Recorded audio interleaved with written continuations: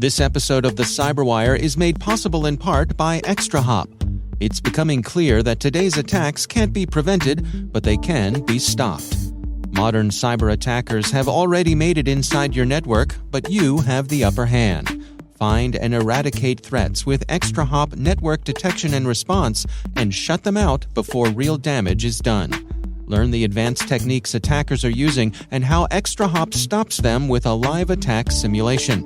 Visit extrahop.com/cyberwire. That's extrahop.com/cyberwire.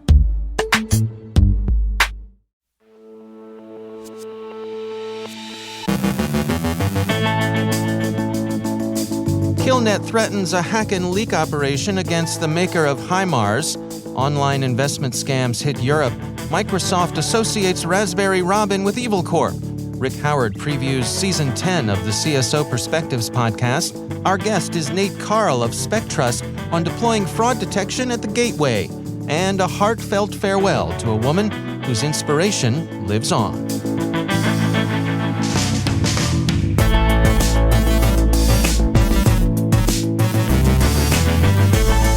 From the CyberWire studios at Data Tribe, I'm Dave Bittner with your CyberWire summary for Monday, August 1st, 2022.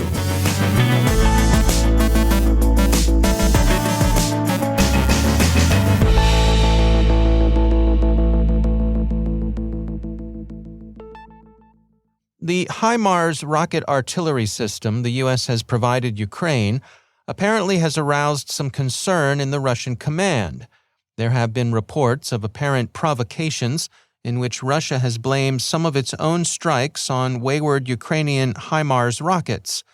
At the very least, Russian refusal to allow International Red Cross inspectors into a prison camp that Russia claims was hit by a HIMARS suggests a guilty mind, one with something to conceal. There have also been claims, so far unsubstantiated, that Russia had developed a cyber weapon that's capable of disrupting HIMARS in some unspecified fashion, perhaps through interference with its fire direction system. One action in cyberspace is aimed, if it actually comes off, at Lockheed Martin, the U.S. defense and aerospace giant that produces HIMARS. KillNet, a nominally hacktivist threat actor aligned with and in all likelihood controlled by the Russian government, says it's going to strike a blow against Lockheed Martin on humanitarian grounds, needless to say. The Kremlin media mouthpiece Sputnik tells the story from the side of the KillNet. The Kremlin outlet quotes KillMilk, the group's leader, stating, "Starting today, defense industry corporation Lockheed Martin will be a target of my cyber attacks. I am against weapons. I am against merchants of death." Newsweek quotes another statement by the group. As KillNet puts it, the notorious HIMARS multiple launch rocket system supplied to Ukraine by the aforementioned military-industrial corporation allow the criminal authorities of the Kyiv regime to kill civilians, destroy the infrastructure and social facilities of the still temporarily occupied Ukraine. KillNet has been talking their campaign up for some time. On July 22nd, the group said, "We are using a new type of attack. We have no equal in this area. This is a new technology that we are using for the first time against the world's largest arms manufacturer, Lockheed Martin." Sputnik says the operation will be a hack and leak campaign, and the KillNet has invited other groups to participate, so it's to be a crowdsourced effort if KillNet is to be believed. To stay with KillNet for just a moment, the group may be undergoing a reorganization, or at least a change in leadership. SC Magazine reports that the threat actor's founder and leader, known by his hacker name KillMilk, has said he intends to leave KillNet to form a new group. He'll be succeeded by someone with the unlikely hacker name Blackside. Blackside is said to be the administrator of a criminal special access forum hosted on Tor. He's supposed to be a specialist in ransomware, phishing, and theft from European cryptocurrency exchanges. KillMilk's departure is said to be connected to his group's threatened campaign against Lockheed Martin, but observers are skeptical that KillMilk, even assuming he's a natural person and not an office somewhere in the Russian organs, is motivated by any selfless desire to spare his colleagues the wrath of law enforcement. KillMilk does say he's actively recruiting members for his new group, so we shall see. A complex and ambitious investment scam has used more than 10,000 domains to induce speculators to give up not just funds but personal information as well. Researchers at Group IB describe the campaign as one that proceeds through several distinct stages. It begins with ads placed on social media or with pages displayed in compromised Facebook or YouTube accounts. The come-on invites prospects to learn more about an investment opportunity, enticing them with bogus celebrity endorsements and, always a warning sign, promises of guaranteed returns.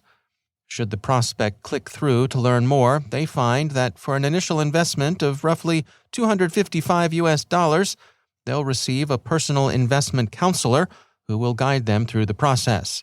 And they'll also receive a dashboard they can use to track their investment's progress, which itself feeds them inducements to invest more. Group IB writes, "The main goal of these fake investment schemes is to convince the victims to repeatedly transfer funds to the fake investment portal. The victims are usually promised huge returns on their investments and are shown how I got rich stories featuring celebrities. The campaign's success depends on volume. The mix of online social engineering and live phone scamming is a distinctive mark of an otherwise conventional con job." At the end of last week, Microsoft updated its research, originally published on May 9th of this year, on Raspberry Robin. Microsoft researchers also observed that fake updates malware was being delivered through existing Raspberry Robin infestations. On July 26, 2022, Microsoft researchers discovered the fake updates malware being delivered via existing Raspberry Robin infections. The Microsoft 365 Defender Threat Intelligence Team and the Microsoft Threat Intelligence Center also looked at the payloads the group delivered and saw a significant pattern, and it points to Evil Corp. The researchers say these payloads have, in numerous instances, led to custom Cobalt Strike loaders attributed to Dev0243. Dev0243 falls under activities tracked by the cyber intelligence industry as EvilCorp. The custom Cobalt Strike loaders are similar to those seen in publicly documented blister malware's inner payloads. In Dev0243's initial partnerships with Dev0206, the group deployed a custom ransomware payload known as Wasted Locker and then expanded to additional Dev0243 ransomware payloads developed in-house, such as Phoenix Locker and Macaw.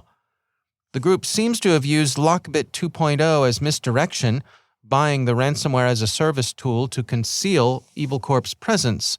The researchers state, around November 2021, Dev0243, that is EvilCorp, started to deploy the Lockbit 2.0 ransomware-as-a-service payload in their intrusions.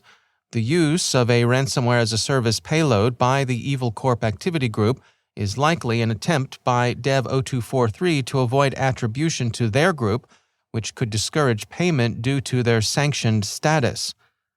BleepingComputer explains why sanctions drive the misdirection, stating, after being sanctioned by the U.S. government in 2019, ransomware negotiation firms refused to facilitate ransom payments for organizations hit by EvilCorp ransomware attacks to avoid facing legal action or fines from the U.S. Treasury Department. Using other groups' malware also allows EvilCorp to distance themselves from known tooling to allow their victims to pay ransoms without facing risks associated with violating OFAC regulations. The Australian Federal Police announced late last week that they'd charged a Brisbane man, Jacob Wayne John Keane, 24 years young, with creating the Imminent Monitor remote access Trojan and selling it to those who wish to use its camera hacking and keylogging functionality as stalkerware. Mr. Keane allegedly sold Imminent Monitor for $35 a pop in an underworld market. His secret, like the secret of the hoods currently running the investment scam in Europe, was volume.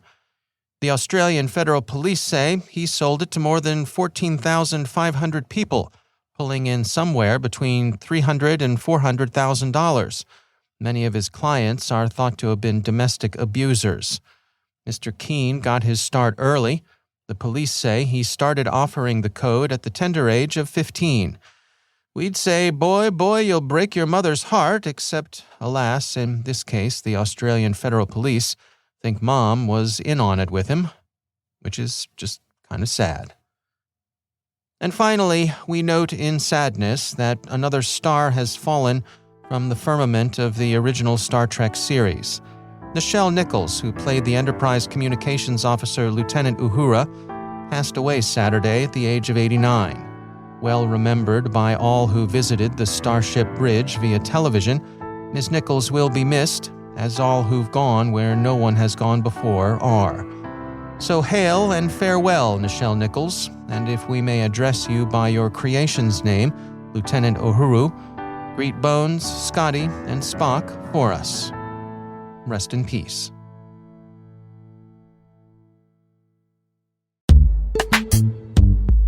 And now, a word from our sponsor, SpyCloud. SpyCloud constantly recovers and analyzes new data from the criminal underground, a realm packed with credentials, personal information, passwords, and customer information exposed in third-party data breaches, combo lists, and malware infections. With SpyCloud, you now have access to this data that historically has not been available and can take preventative efforts to defend your business against costly cyber attacks and hard-to-detect fraud that can negatively impact your bottom line and brand reputation. Visit spycloud.com/cyberwire to learn how to make recaptured data your best defense. That's spycloud.com/cyberwire. And we thank SpyCloud for sponsoring our show.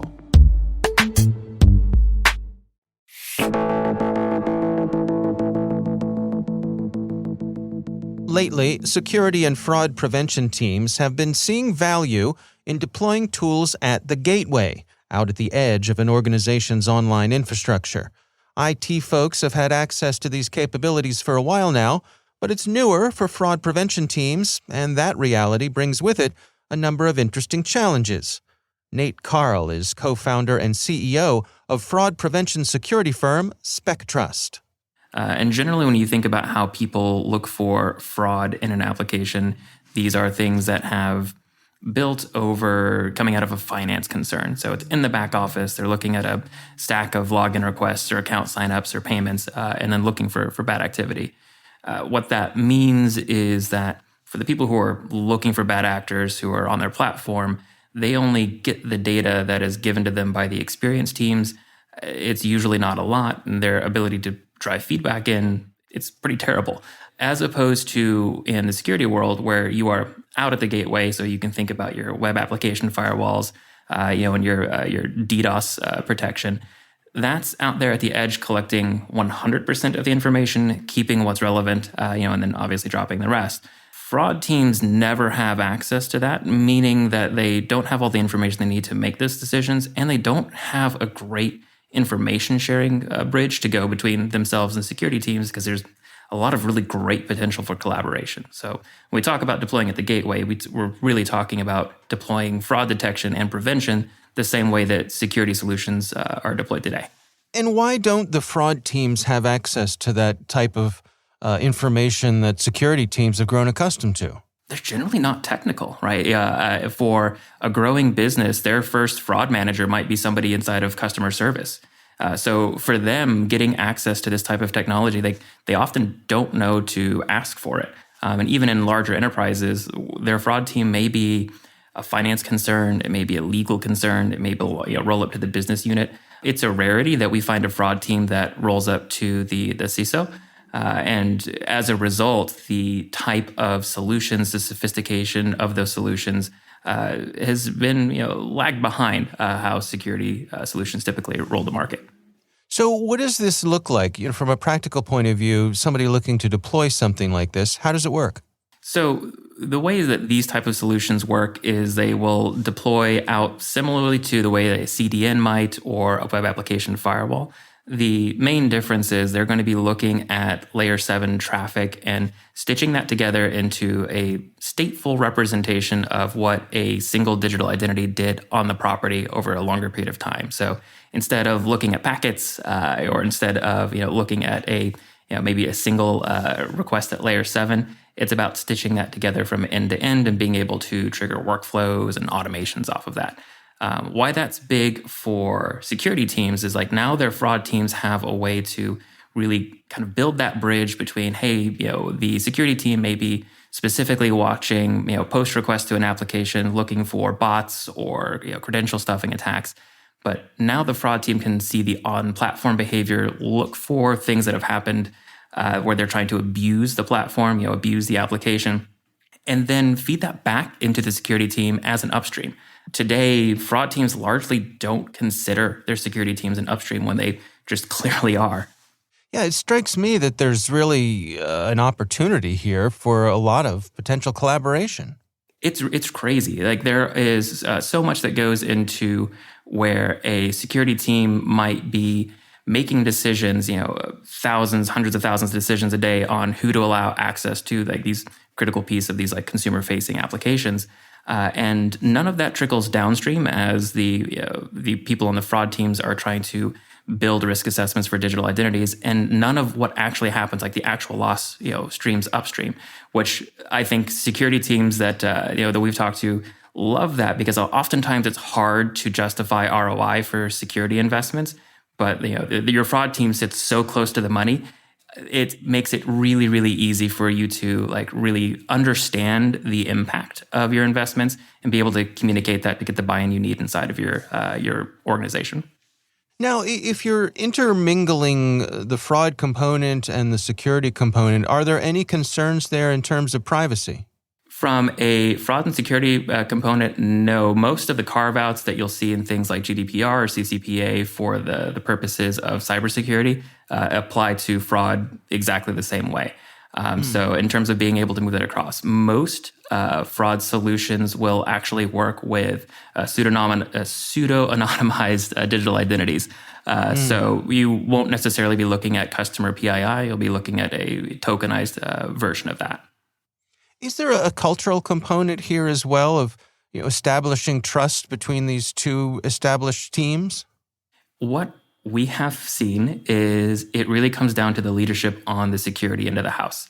The security end of the house, typically, they can decide if account security is inside their remit or not. And some of them say no. Some of them's like, hey, if we're shipping good code and if we have addressed major vulnerabilities and the application doesn't allow unsecure access, then we've done our job. If people abuse then that's fraud's concern. Where we have seen CISO step in and just show a lot of leadership around, no, we're going to keep the entire customer experience secure. Become the yes people of, yes, you can work with saved payment instruments. Like, yes, you can allow, one-click checkout. Yes, you can move into these new areas. That has really unlocked a bunch. Fraud teams typically aren't going to fight more engagement from CISOs because what they lack is engineering support. They lack technical support, which security teams typically have consistently more than fraud teams do. And then it really just becomes like a 1 + 1 = 3 type situation.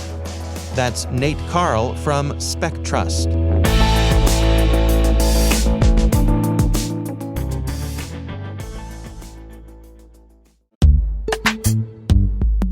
And now, a word from our sponsor, Synack. Do critical vulnerabilities keep you up at night? For the Red Team at Synack, they sure do. Synack Red Team mission data shows that a single pen test conducted once a year is no longer adequate to protect sensitive missions. In fact, annual pen tests don't even meet most compliance requirements anymore.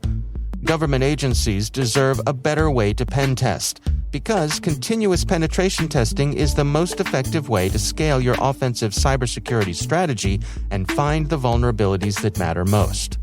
Go to synack.com/government today to access their white paper and find your better way to pen test in Synack's FedRAMP moderate environment. That's synack.com/government. And we thank Synack for sponsoring our show.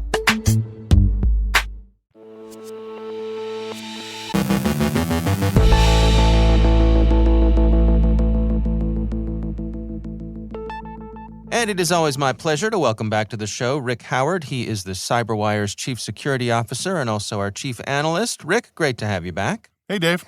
So if you are on the show today, that means one thing. It means we've started another season of CSO Perspectives. I have to say I can hardly wait to see what you have in store for us.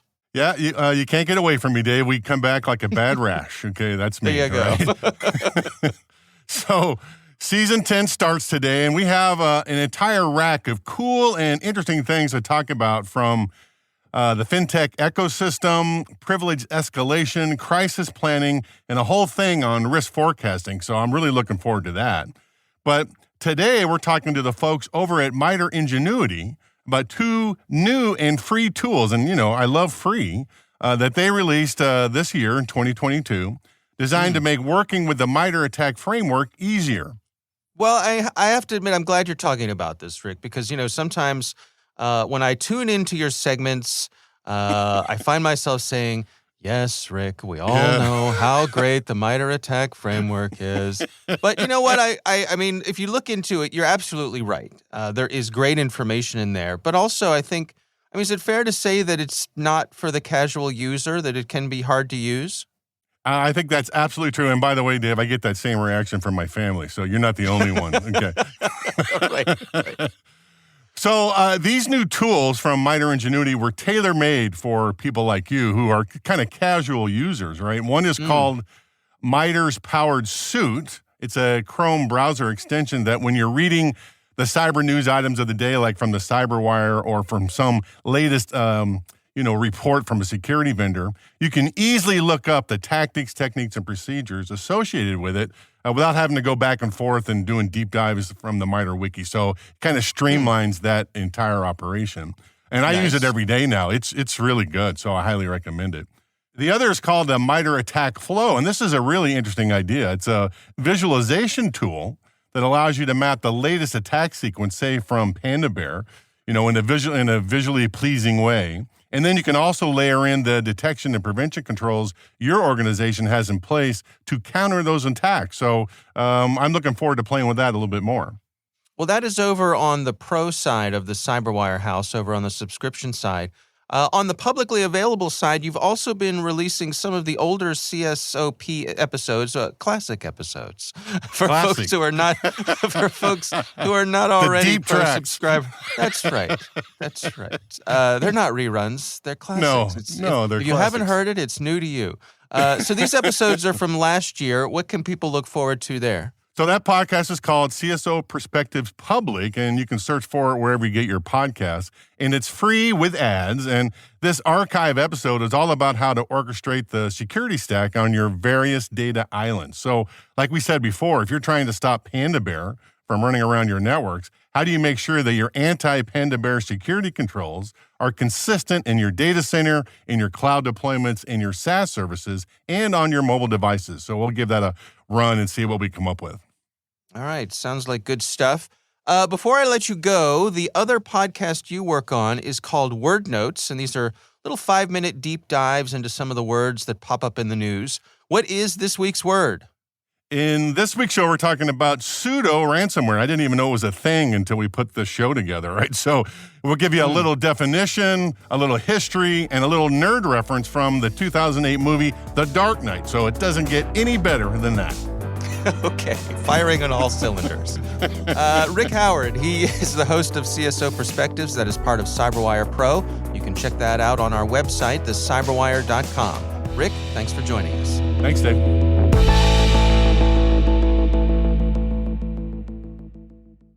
Thanks to all of our sponsors for making the CyberWire possible.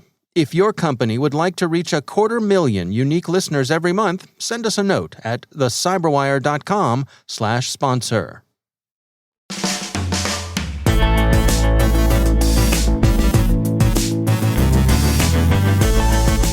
And that's the CyberWire.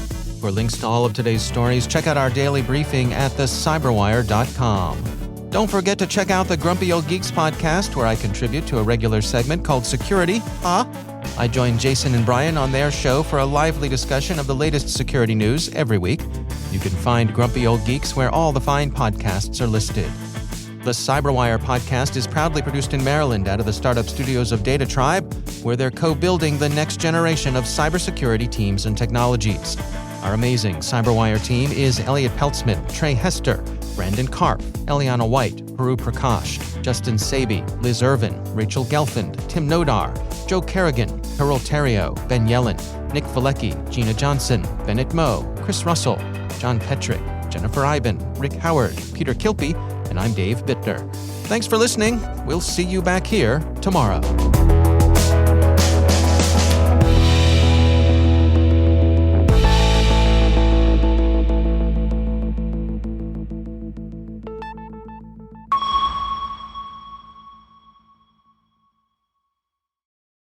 Hey everybody, Dave here.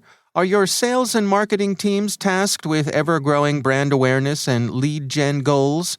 The CyberWire is a great way to put your message into the ear of decision makers across cyber and help fill your funnel. We have great sponsorship opportunities available, but we're filling up fast. Contact our team now to learn more about how sponsorship of the CyberWire can help build your business at thecyberwire.com/sponsor.